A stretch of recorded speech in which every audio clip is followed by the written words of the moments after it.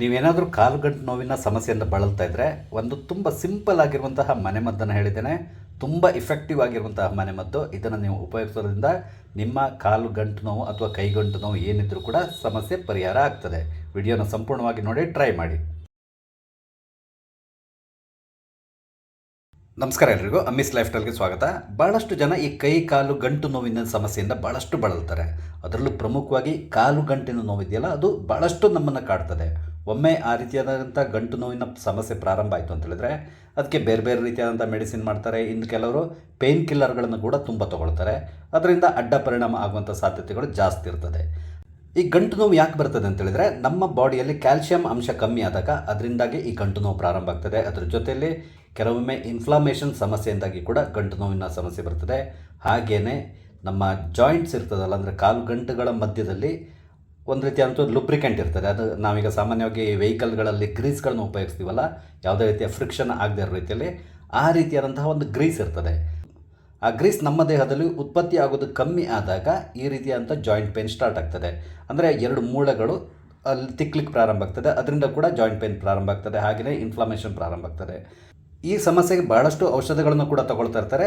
ಆದರೂ ಕೂಡ ಕೆಲವರಿಗೆ ಕಮ್ಮಿ ಆಗಲ್ಲ, ಕೆಲವರಿಗೆ ಅದು ವರ್ಕ್ ಆಗ್ತದೆ, ಇನ್ನು ಕೆಲವರಿಗೆ ವರ್ಕ್ ಆಗದೆ ಇರ್ಬೋದು. ಈ ರೀತಿಯಾದಂಥ ಸಮಸ್ಯೆ ಇರ್ತದೆ. ಈ ಎಲ್ಲ ಮೆಡಿಸಿನ್ಗಳ ಜೊತೆಗೆ ನಿಮಗೊಂದು ಅದ್ಭುತವಾದಂತಹ ಮನೆಮದ್ದು ಮಾಡೋದನ್ನು ಹೇಳ್ತಾ ಇದ್ದೇನೆ ನಾನಿವತ್ತು. ಈ ಮನೆಮದ್ದನ್ನು ನೀವು ಉಪಯೋಗಿಸೋದ್ರಿಂದ ನಿಮ್ಮ ಜಾಯಿಂಟ್ ಪೇನ್ ಏನಿದೆ ಅದನ್ನು ನೀವು ಗಣನೀಯ ಮಟ್ಟದಲ್ಲಿ ಕಮ್ಮಿ ಮಾಡಲಿಕ್ಕೆ ಸಾಧ್ಯ ಆಗ್ತದೆ. ಈ ಮನೆಮದ್ದು ಮಾಡ್ಕೊಳ್ಳಿಕ್ಕೆ ನಮ್ಗೆ ಬೇಕಾಗಿರುವಂಥ ಇಂಗ್ರೀಡಿಯೆಂಟ್ಸ್ ಬಗ್ಗೆ ಮೊದಲು ಹೇಳ್ತೇನೆ. ಈ ಮನೆಮದ್ದು ಮಾಡ್ಕೊಳ್ಳಿಕ್ಕೆ ನಮ್ಗೆ ಬೇಕಾಗಿರುವಂಥ ಇಂಗ್ರೀಡಿಯೆಂಟ್ಸ್ ಯಾವುದೆಲ್ಲ ಕೇಳಿದರೆ, ಶುಂಠಿ ಬೇಕಾಗ್ತದೆ. ಶುಂಠಿಯಲ್ಲಿ ನಿಮಗೆ ಒಂದು ವಿಶೇಷವಾದಂಥ ಔಷಧಿ ಅಂಶ ಇರ್ತದೆ, ಅದಕ್ಕೆ ಜಿಂಜರ್ ಆಲ್ ಅಂತೇಳಿ ಹೇಳ್ತಾರೆ. ಹಾಗೆಯೇ ಇನ್ನೊಂದು ಬೇಕಾಗಿರುವಂತಹದ್ದು ನಮಗೆ ಟರ್ಮರಿಕ್, ಅಂದರೆ ಅರಿಶಿನ. ನಿಮ್ಮ ಬಳಿ ಆರ್ಗ್ಯಾನಿಕ್ ಅರಿಶಿನ ಇದ್ದರೆ ಅದನ್ನೇ ಉಪಯೋಗಿಸಿ, ತುಂಬ ಒಳ್ಳೆಯದು. ಅರಿಶಿನದಲ್ಲಿ ಕುರ್ಕುಮಿನ್ ಅನ್ನುವ ಒಂದು ಅಂಶ ಇರ್ತದೆ. ನಮ್ಮ ಜಾಯಿಂಟ್ ಪೇನಿಗೆ ಒಂದು ರಾಮಬಾಣ ಅಂತಲೇ ಹೇಳ್ಬೋದು. ಈ ಜಿಂಜರ್ ಮತ್ತು ಟರ್ಮರಿಕ್ ಅಂದರೆ ಶುಂಠಿ ಮತ್ತು ಅರಿಶಿನದಲ್ಲಿ ಆ್ಯಂಟಿ ಇನ್ಫ್ಲಮೇಟರಿ ಅಂಶಗಳಿರ್ತದೆ, ಔಷಧಿ ಅಂಶ ಇರ್ತದೆ. ಹಾಗಾಗಿ ಇಲ್ಲಿ ನಾನು ಟರ್ಮರಿಕ್ ಮತ್ತು ಜಿಂಜರ್ನು ತೊಗೊಂಡಿದ್ದೇನೆ. ಹಾಗೆಯೇ ನಾನು ಇನ್ನೊಂದು ತೊಗೊಂಡಿರುವಂಥ ಇಂಗ್ರೀಡಿಯೆಂಟ್ಸ್ ಯಾವುದು ಕೇಳಿದರೆ, ಸಿನಮನ್ ಅಥವಾ ಚಕ್ಕೆ, ಅಥವಾ ನಾವು ದಾಲ್ಚಿನ್ನಿ ಅಂತ ಕೂಡ ಹೇಳ್ತೇವೆ. ನಾನಿಲ್ಲಿ ಸಿನಮನ್ ತೊಗೊಂಡಿದ್ದೇನೆ. ನೀವು ಬೇರೆ ಯಾವ್ದು ಬೇಕಾದ್ರೂ ತೊಗೊಳ್ಬೋದು, ಏನೂ ಸಮಸ್ಯೆ ಇಲ್ಲ. ಈ ಚಕ್ಕೆನ ನಾನು ಯಾಕೆ ಯೂಸ್ ಮಾಡ್ತಾ ಇದ್ದೇನೆ ಅಂತ ಹೇಳಿದರೆ, ಇದು ಕೂಡ ಅಷ್ಟೇ ಆ್ಯಂಟಿ ಇನ್ಫ್ಲಮೇಟರಿ ಆಗಿ ಕೆಲಸ ಮಾಡ್ತದೆ. ಹಾಗಾಗಿ ಇಲ್ಲಿ ನಾನು ಚಕ್ಕೆಯನ್ನು ತೊಗೊಂಡಿದ್ದೇನೆ. ಜೊತೆಗೆ ಇನ್ನೊಂದು ಮುಖ್ಯವಾದಂಥ ಇಂಗ್ರೀಡಿಯೆಂಟ್ಸ್ ನಾನು ತೊಗೊಂಡಿರೋದು ಪೆಪ್ಪರ್ ಅಥವಾ ಕಾಳುಮೆಣಸು, ಕರಿಮೆಣಸು ಅಂತೇಳಿ ಹೇಳ್ತೀವಲ್ಲ, ಇದನ್ನು ತೊಗೊಂಡಿದ್ದೇನೆ. ಇದರಲ್ಲಿ ಪೆಪರಿನ್ ಅಂತ ಒಂದು ವಿಶೇಷ ಔಷಧಿ ಅಂಶ ಇರ್ತದೆ. ಇದನ್ನು ನಾವು ಇಲ್ಲಿ ಯಾಕೆ ತೊಗೊಳ್ತಾ ಇದ್ದೇವೆ ಅಂತ ಹೇಳಿದ್ರೆ, ಇಲ್ಲಿ ಬೇರೆ ಉಳಿದಂಥ ನಾವು ಇಂಗ್ರೀಡಿಯೆಂಟ್ಸ್ ಉಪಯೋಗಿಸ್ತೀವಲ್ಲ, ಇದೆಲ್ಲದು ಇಫೆಕ್ಟಿವ್ ಆಗಿ ಕೆಲಸ ಮಾಡಲಿಕ್ಕೆ ಇಲ್ಲಿ ಮೆಣಸಿನಕಾಳು ತುಂಬ ಸಹಾಯ ಮಾಡ್ತದೆ. ಹಾಗಾಗಿ ನಾವು ಇಲ್ಲಿ ಮೆಣಸಿನಕಾಳನ್ನು ಕೂಡ ತೊಗೊಂಡಿದ್ದೇನೆ. ಇದೆಲ್ಲದರ ಜೊತೆ ಬೇಕಾಗಿರುವಂಥ ಇನ್ನೊಂದು ಮುಖ್ಯ ಇಂಗ್ರೀಡಿಯೆಂಟ್ಸ್ ಯಾವುದು ಕೇಳಿದರೆ, ಹಾಲು.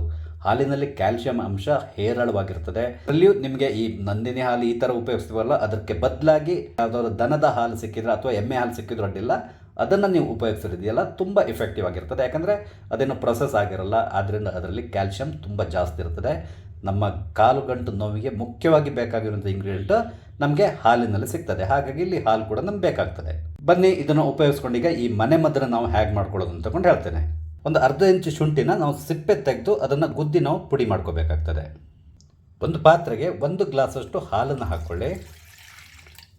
ಈಗ ಇದಕ್ಕೆ ನಾವು ಒಂದೊಂದೇ ಇಂಗ್ರೀಡಿಯೆಂಟ್ಸ್ ಹಾಕ್ಕೋಬೇಕು. ನಾನು ಇಲ್ಲಿ ಶುಂಠಿನ ಗುದ್ದಿ ಇಟ್ಕೊಂಡಿದ್ದೀನಲ್ಲ, ಅದನ್ನು ಹಾಕ್ಕೊಳ್ತಾ ಇದ್ದೇನೆ. ಹಾಗೆಯೇ ಚಕ್ಕೆ, 1 ಇಂಚಷ್ಟು ಚಕ್ಕೆನ ನಾನು ಈ ರೀತಿಯಾಗಿ ಸ್ವಲ್ಪ ಚಿಕ್ಕ ಚಿಕ್ಕ ಪೀಸ್ ಮಾಡಿ ಹಾಕ್ಕೊಂಡಿದ್ದೇನೆ. ಇಲ್ಲದಿದ್ದರೆ ಈ ಸಿನಮನ್ ಅಥವಾ ಚಕ್ಕೆ ಪೌಡ್ರ್ ಆದರೆ ನೀವು 1/4 ಚಮಚದಷ್ಟು ಪೌಡ್ರನ್ನ ಹಾಕ್ಕೊಳ್ಬೇಕು. ನಾನಿಲ್ಲಿ ಚಕ್ಕೆನ ಪುಡಿ ಮಾಡಲಿಲ್ಲ, ಅದಕ್ಕೆ ಬದಲಾಗಿ ಚಿಕ್ಕ ಚಿಕ್ಕ ಪೀಸ್ ಮಾಡ್ಕೊಂಡಿದ್ದೇನೆ. ನಂತರ ಇದಕ್ಕೆ ಸ್ವಲ್ಪ ಅರಿಶಿನ, ಒಂದು 2ರಿಂದ 3 ಚಿಟಿಕೆಯಷ್ಟು ಅರಿಶಿನವನ್ನು ಹಾಕ್ಕೊಳ್ಬೇಕು. ನಂತರ 4ರಿಂದ 5 ಕಾಳು ಮೆಣಸು ಇರ್ತದಲ್ಲ, ಅದನ್ನು ಗುದ್ದಿ ಈ ರೀತಿಯಾಗಿ ನಾವು ಪುಡಿ ಮಾಡಿಕೊಂಡು ಹಾಕ್ಕೊಳ್ಬೇಕು. ನಂತರ ಇದನ್ನ ಸ್ಟವ್ನಲ್ಲಿಟ್ಟು ಮೀಡಿಯಮ್ ಫ್ಲೇಮ್ನಲ್ಲಿ ಚೆನ್ನಾಗಿ ನಾವು ಕುದಿಸ್ಕೊಳ್ಬೇಕು. ನೋಡಿ, ಇದು ಮೆಲ್ಲ ಕುದಿಲಿಕ್ಕೆ ಪ್ರಾರಂಭ ಆಗ್ತಾಯಿದೆ. ಈ ರೀತಿಯಾಗಿ ಮಿಕ್ಸ್ ಮಾಡ್ಕೊತಾ ಇರಿ. ಈ ನಾವು ಉಪಯೋಗಿಸಿರುವಂಥ ಎಲ್ಲ ಇಂಗ್ರೀಡಿಯೆಂಟ್ಸ್ನ ಎಲ್ಲ ಔಷಧಿ ಅಂಶ ಈ ಹಾಲಿನ ಜೊತೆಗೆ ಸೇರಿಕೊಳ್ಬೇಕು. ಹಾಗಾಗಿ ಮಿಕ್ಸ್ ಮಾಡ್ಕೊತಾ ಇರಿ. ನೋಡಿ, ನಾನೊಂದು 2-3 ನಿಮಿಷ ಇದನ್ನು ಬಿಸಿ ಮಾಡ್ಕೊಂಡಿದ್ದೇನೆ, ಕುದಿಸ್ಕೊಂಡಿದ್ದೇನೆ. ಸಾಕು. ಈಗ ನಾವು ಇದನ್ನು ಬಂದ್ ಮಾಡ್ಬೋದು.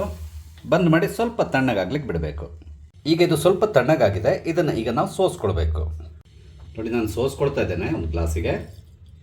ಯಾಕಂದರೆ ನಮಗೆ ಇದು ಖಾಲಿ ಹಾಲು ಇದೆಯಲ್ಲ, ಹಾಲು ಮಾತ್ರ ಬೇಕಾಗ್ತದೆ, ಉಳಿದಿದ್ದೇನು ಬೇಕಿಲ್ಲ. ನೋಡಿ ನಾನು ಸೋಸಿ ರೆಡಿ ಮಾಡ್ಕೊಂಡಿದ್ದೇನೆ. ಸ್ವಲ್ಪ ಬಿಸಿ ಇರುವಾಗಲೇ ಇದನ್ನು ನಾವು ಕುಡಿಬೇಕು. ಯಾವ ಥರ ಕುಡಿಬೇಕು ಅಂತ ಹೇಳಿದ್ರೆ, ನೀವು ಬೆಳಿಗ್ಗೆ ಖಾಲಿ ಹೊಟ್ಟೆಗೆ ಇದನ್ನ ಕುಡಿಬಾರ್ದು. ಏನಿದ್ರು ಕೂಡ ನೀವು ಬೆಳಿಗ್ಗೆ ತಿಂಡಿ ಏನಾದ್ರು ತಿಂತಿರಲ್ಲ, ತಿಂದ ಹಾಗೆ ಒಂದು ಅರ್ಧ ಮುಕ್ಕಾಲು ಗಂಟೆ ಆದಮೇಲೆ ಇದನ್ನು ಕುಡೀರಿ. ಅಥವಾ ನೀವು ಸಂಜೆ ಟೈಮ್ನಲ್ಲಿ ಕುಡಿಯೋದಾದ್ರೂ ಕೂಡ ಅಷ್ಟೇ, ಏನಾದರೂ ತಿಂದಾದಮೇಲೆ ಒಂದು ಅರ್ಧ ಗಂಟೆ ಬಿಟ್ಟು ಕೊನೆಗೆ ಇದನ್ನು ಕುಡಿಯಿರಿ. ಇದನ್ನು ಕೇವಲ ದಿನಕ್ಕೆ ಒಮ್ಮೆ ಮಾತ್ರ ಕುಡಿಲಿಕ್ಕೆ, 2-3 ಸರಿ ಆ ರೀತಿ ಕುಡಿಲಿಕ್ಕೆ ಹೋಗಬೇಡಿ. ಒಮ್ಮೆ ಕುಡಿದ್ರೆ ಸಾಕು. ಯಾರಾದರೂ ಪ್ರೆಗ್ನೆಂಟ್ ಲೇಡೀಸ್ ಇದ್ದರೆ ಅವರು ಇದನ್ನು ಕುಡಿಯೋದು ಬೇಡ. ಹಾಗೆಯೇ ಅವ್ರು ಏನಾದರೂ ಫೀಡ್ ಮಾಡ್ತಾಯಿದ್ರು ಕೂಡ ಕುಡಿಯೋದು ಬೇಕಿಲ್ಲ. ಅದಾದಮೇಲೆ ಬೇರೆ ಏನಾದರೂ ಸಿವಿಯರ್ ಸಮಸ್ಯೆ ಇತ್ತು, ಅದಕ್ಕೇನಾದರೂ ನೀವು ಮೆಡಿಸಿನ್ ತೊಗೊಳ್ತಾ ಇದ್ದರೆ, ಬ್ಲಡ್ ತಿನ್ನಾಗ್ಲಿಕ್ಕೆ ಮೆಡಿಸಿನ್ ತೊಗೊತಾ ಇದ್ದರೆ ಅಂಥವ್ರು ಇದನ್ನು ತೊಗೊಳ್ಳೋದು ಬೇಕಿಲ್ಲ. ನೀವು ಬೇಕಿದ್ರೆ ಇದಕ್ಕೆ ಸ್ವಲ್ಪ ಸಕ್ಕರೆ ಅಥವಾ ಜೇನುತುಪ್ಪವನ್ನು ಹಾಕ್ಕೋಬೋದು. ಬಿಸಿ ಇರುವಾಗ ಮಾತ್ರ ಜೇನುತುಪ್ಪವನ್ನು ಹಾಕಬೇಡಿ. ಇದು ಕೇವಲ ನಿಮ್ಗೆ ಏನೋ ಸ್ವೀಟ್ನೆಸ್ ಬೇಕು ಅಂತ ಹೇಳಿದ್ರೆ ಹಾಕ್ಕೊಳ್ಬೋದು. ಡಯಾಬಿಟಿಕ್ ಆದರೆ ಅದನ್ನು ಅವಾಯ್ಡ್ ಮಾಡಿ. ನೋಡಿದ್ರಲ್ಲ, ಕಾಲು ಗಂಟಿನ ನೋವಿಗೆ ಒಂದು ಅದ್ಭುತವಾದಂಥ ಸಿಂಪಲ್ ಮನೆಮದ್ದು ಹೇಳಿದ್ದೇನೆ. ಇದೊಬ್ಬರು ಡಾಕ್ಟರ್ ಹೇಳಿರುವಂಥದ್ದನ್ನು ನಾನು ನಿಮ್ಮ ಜೊತೆ ಶೇರ್ ಮಾಡ್ಕೊತಾ ಇದ್ದೇನೆ. ನಿಮಗೆ ನನ್ನ ಈ ವಿಡಿಯೋ ಇಷ್ಟ ಆದರೆ ದಯವಿಟ್ಟು ಲೈಕ್ ಮಾಡಿ, ಶೇರ್ ಮಾಡಿ. ಹಾಗೆ ಇಲ್ಲಿವರೆಗೆ ನೀವು ನನ್ನ ಚಾನಲ್ ಸಬ್ಸ್ಕ್ರೈಬ್ ಮಾಡಿಲ್ಲ ಅಂದರೆ ದಯವಿಟ್ಟು ಸಬ್ಸ್ಕ್ರೈಬ್ ಮಾಡಿ. ನಾನು ಹಾಕುವಂಥ ಎಲ್ಲ ವಿಡಿಯೋಗಳನ್ನು ನೋಡಿ ನನಗೆ ಸಪೋರ್ಟ್ ಮಾಡಿ. Thank you.